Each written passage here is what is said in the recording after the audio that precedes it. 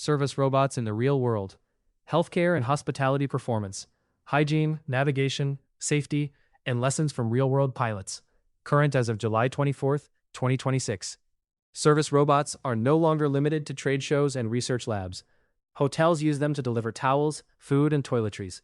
Hospitals use them to move medicines, lab samples, linens, and supplies.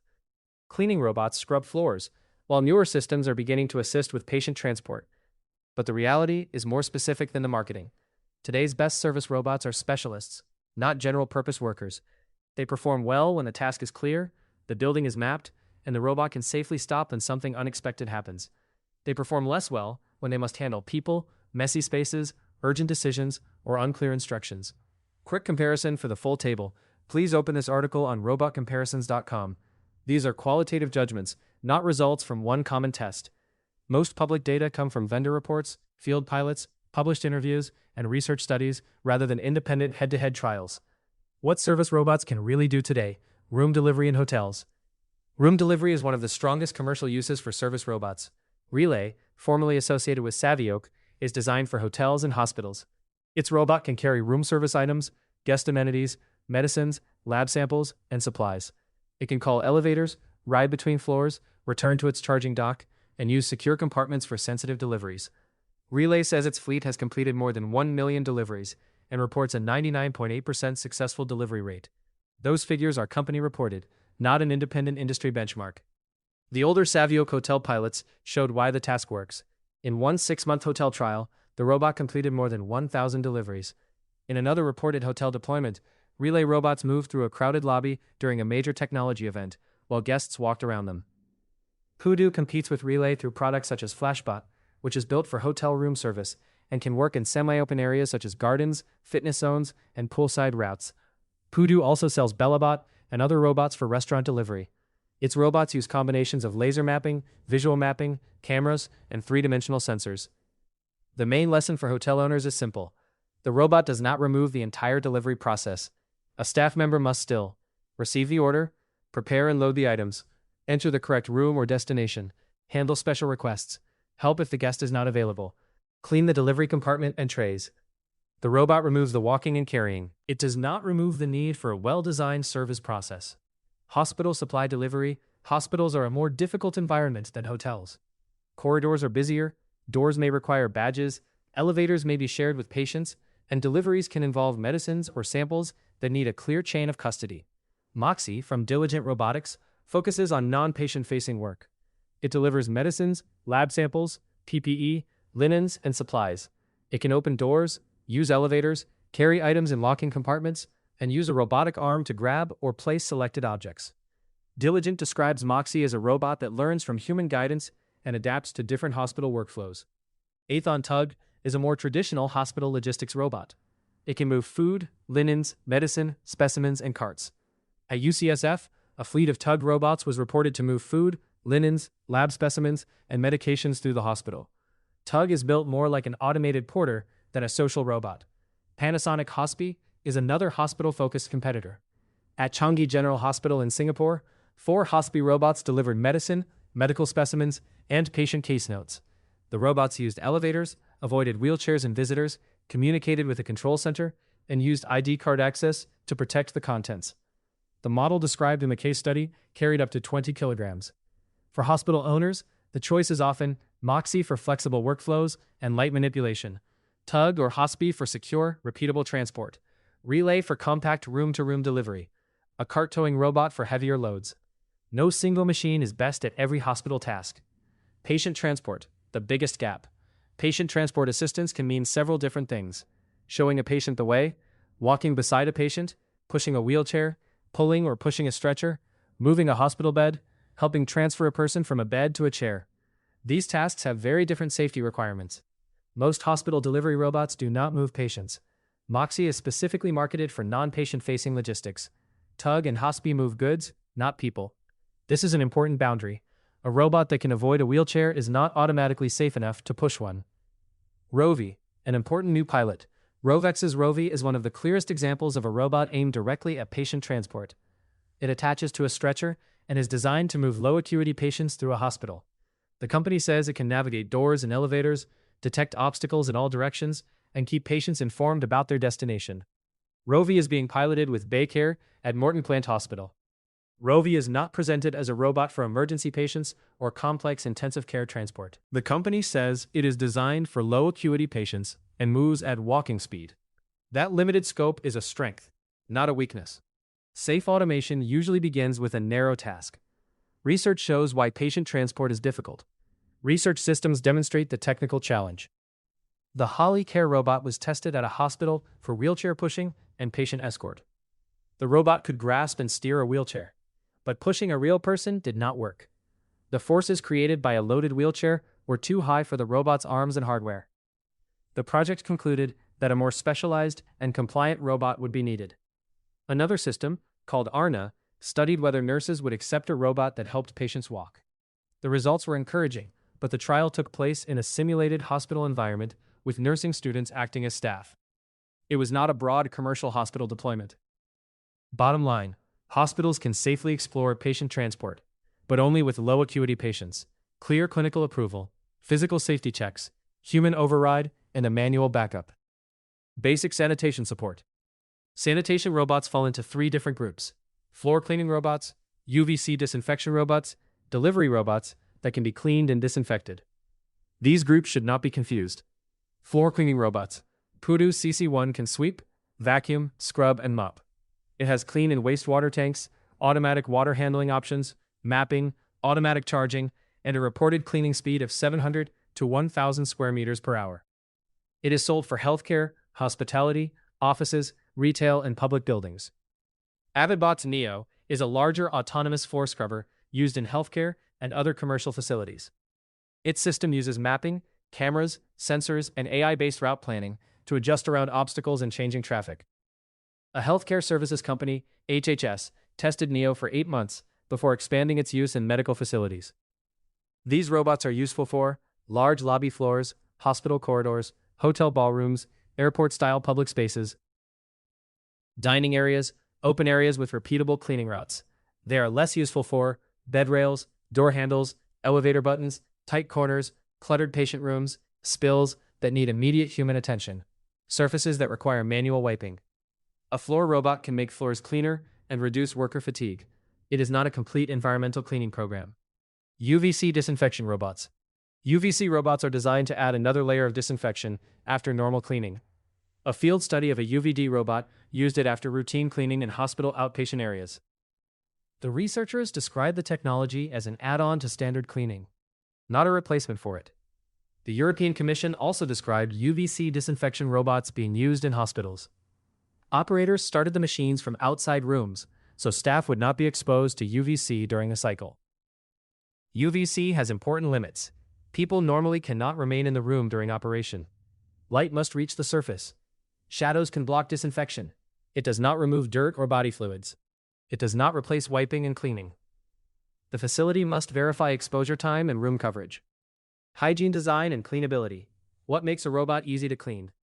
A healthcare-ready robot should have smooth, sealed surfaces, few deep gaps and exposed screws, removable bins or trays, clear separation between clean and dirty loads, materials that tolerate approved disinfectants, a documented wipe-down procedure, sensors protected from liquid damage, an emergency stop that remains accessible, and a clear record of when cleaning occurred. A robot that looks smooth is not necessarily easy to disinfect. The buyer needs written information about materials, chemicals, contact time, drying time, and areas that must not get wet. Publicly available hygiene information. Athon Tug. Athon provides the clearest public cleaning instructions among the delivery robots reviewed here. It tells hospitals to treat Tug as frequently touched medical equipment, use existing hospital cleaning solutions, and wipe both plastic and stainless steel surfaces. It specifically calls out buttons, touchscreens, drawers, doors, and other high-touch areas. The company also warns staff to avoid wiping directly over certain sensors. This does not mean Tug is sterile. It means the manufacturer provides a practical method for including the robot in a hospital cleaning program. Pudu Bellabot. Pudu lists Bellabot's materials as ABS plastic and aircraft-grade aluminum. Pudu's product documentation also lists an IP20 rating. IP20 protects against certain solid objects, but provides no water protection. It is an indoor electrical rating, not a spray-down or wash-down rating. That creates an important operating rule. Bellabot should not be treated like a machine that can be hosed down or sprayed heavily. Food trays and high-touch surfaces still need a manual cleaning procedure. Relay.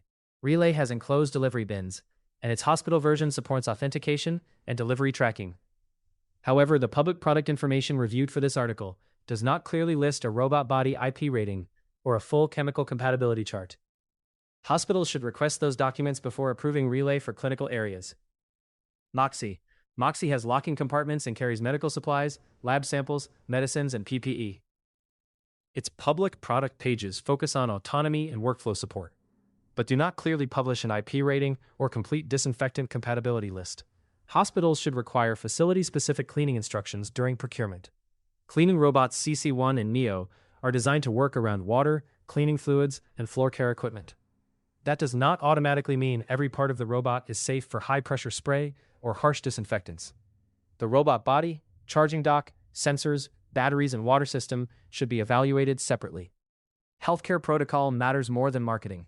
The CDC recommends using EPA-registered hospital disinfectants according to their labels, including proper concentration, contact time, and material compatibility instructions.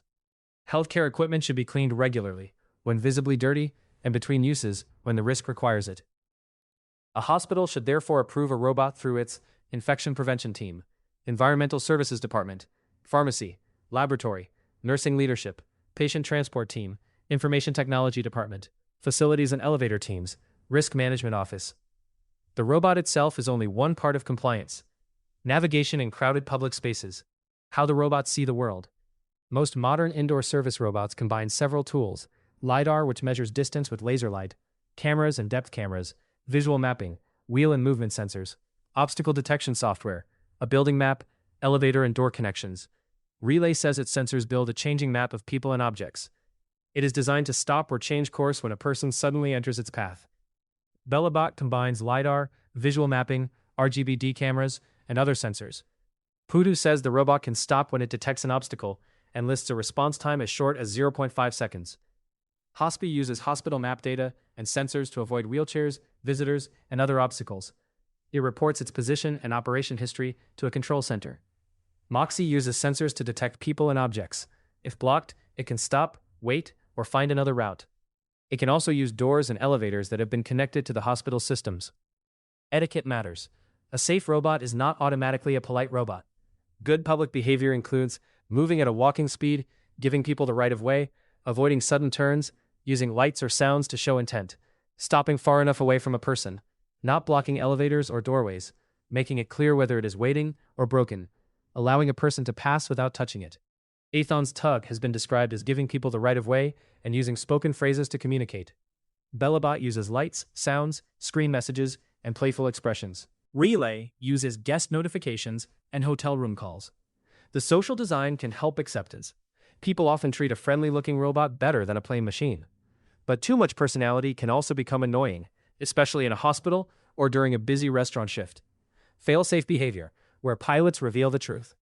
The most important question is not, can the robot complete the task? It is, what happens when the robot cannot complete the task? A good fail-safe response is, slow down, stop safely, try a new route. Ask for help if necessary. Keep the content secure. Notify staff. Return to a safe location or charging dock. Leave a clear record of the failure. Real pilots show that this does not always work perfectly. A 2026 report about a multi-care hospital pilot described Moxie losing its way, struggling with elevators, and needing a human handler. Nurses became concerned that a blood sample might arrive too late for use. The hospital eventually stopped using the robots at some sites. This is one hospital system's experience, not proof that every Moxie deployment fails. But it is a strong reminder that a robot may become an extra task for staff if its routes and support systems are not reliable. The lesson is especially important for urgent hospital work. A robot may be acceptable for routine supplies, but unsuitable for time-sensitive blood samples, emergency medications, critical equipment, isolation room work without a validated protocol. Any delivery where a missed deadline could harm a patient. What workers and managers say? No new interviews were conducted for this article. Instead, this section summarizes published interviews and pilot studies involving nurses, hotel workers, restaurant workers, and managers. Hospital staff. Time back is the biggest benefit.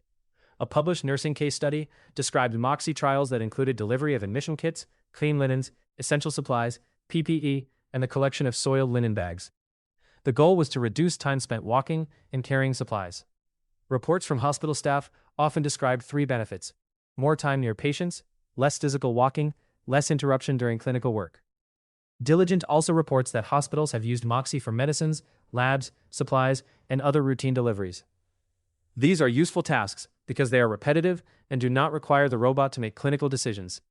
Hospital staff, reliability comes first. The multi-care experience shows the opposite side. If the robot gets lost or needs a person to guide it, staff may see it as another responsibility, rather than a helper. The value of a delivery robot disappears when a nurse must follow it, restart it, or repeat its delivery manually. Hospitals also need careful supply control. Robots do not understand every clinical detail. A robot may carry the wrong item, fail to recognize an expired product, or deliver an item to the wrong location unless the hospital's software and staff checks prevent the mistake. Hotel employees, task fit is more important than novelty. A 2025 study of Hotel Hannaholmen in Finland used 22 employee interviews to examine a room service robot named Callie. Employees generally saw room service delivery as a good task for a robot, but low use and occasional errors increased mental workload for some workers. Acceptance depended on whether the robot fit the task and whether it created extra work. This is an important finding for hotel owners. A robot that makes only a few deliveries each day may not save enough time to justify the setup, charging, maintenance, and staff training. Restaurant workers, less strain, but more frustration when systems fail. A NIOSH-supported qualitative study interviewed 42 restaurant and food service workers. Workers said robots could reduce physical strain from carrying heavy trays and could entertain customers.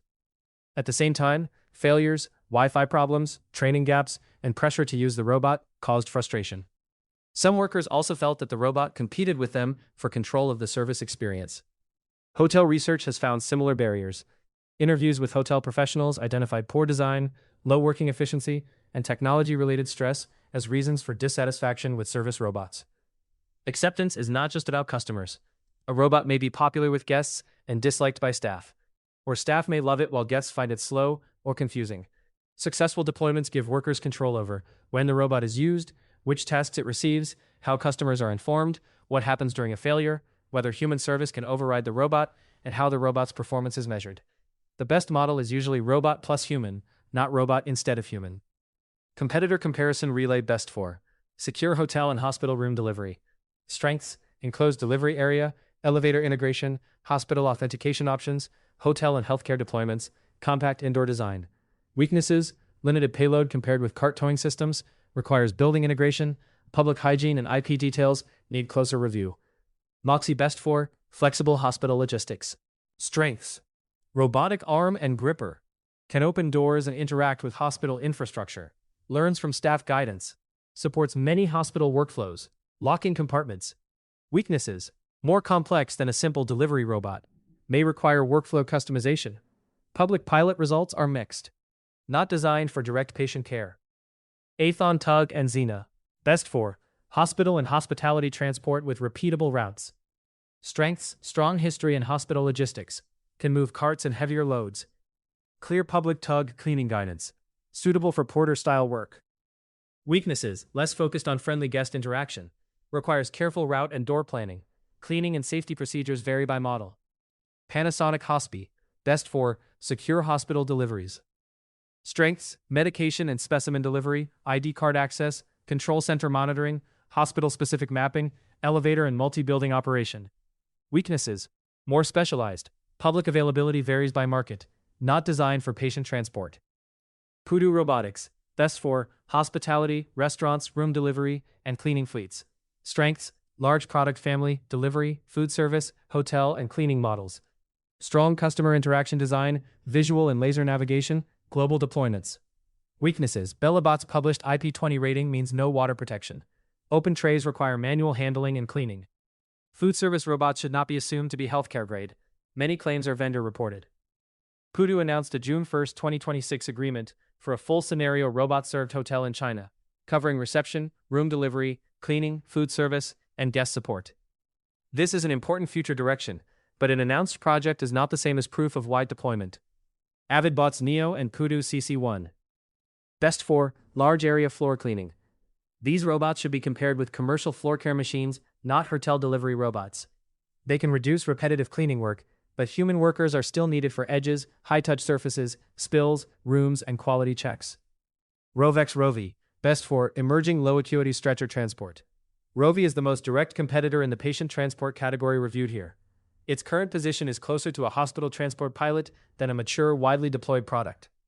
Its planned expansion to beds and wheelchairs will require additional safety testing. How AI is used. In these robots, AI usually means more than a chatbot. It may include recognizing people and objects, building and updating maps, choosing a safe path, predicting where a person may move, understanding voice commands, learning door and elevator behavior, adapting a cleaning route, detecting missed stains, predicting when supplies are needed. Moxie uses human-guided learning and mobile manipulation. BellaBot Pro adds dish recognition and new interaction features. AvidBots uses AI-based route planning to adjust around traffic and obstacles. Rovi describes virtual simulation and transport data analysis before and during hospital operation. Still, autonomous does not mean independent in every situation. A robot usually depends on a prepared map, reliable Wi-Fi, connected doors and elevators, staff who load the correct items, a safe charging area, human support for unusual events, regular cleaning and maintenance. Practical advice for buyers. For a hotel, start with late-night toiletries, towels and bottled water, small room service orders, package delivery, routes with reliable elevators, measure delivery time, failed deliveries, guest satisfaction, staff time saved, number of human interventions, battery and charging performance, cleaning time between deliveries. Do not begin with high-value food, fragile items, or complicated guest requests until the robot has proven reliable. For a hospital, start with non-urgent work, PPE, linens, routine supplies, admission kits, equipment, scheduled pharmacy deliveries. Before moving lab samples or medicines, test delivery time limits, chain of custody, secure compartments, wrong destination prevention, temperature requirements, elevator delays, manual fallback procedures. Use separate containers and routes for clean and dirty materials. A robot that carries clean linens in the morning and soiled bags later needs a clear decontamination process. For sanitation, use floor robots in open spaces first. Keep manual cleaners responsible for high-touch surfaces, patient rooms, blood and body fluid spills, corners and edges, door handles, bed rails, equipment surfaces. Use UVC robots only as part of an approved room disinfection process with people removed from the room and coverage verified. For patient transport, treat this as a clinical safety project, not a normal automation purchase. Require low acuity limits, patient consent, trained staff, physical emergency stop, human override, manual transport backup, stretcher compatibility testing, safe behavior during elevator or door failure, clear communication with the patient. Near future outlook, the next stage of service robotics will probably not be a single humanoid robot doing every job. It will be fleets of narrow-purpose robots. One robot for room delivery, one for hospital logistics, one for floor cleaning, one for patient transport, software that coordinates them. That trend is already visible. Pudu is developing full-scenario hotel automation. Rovex is expanding from stretcher transport toward beds and wheelchairs. Diligent Robotics has joined Serve Robotics, linking hospital robotics with a company known for autonomous sidewalk delivery. The most important improvements will not be flashy robot faces.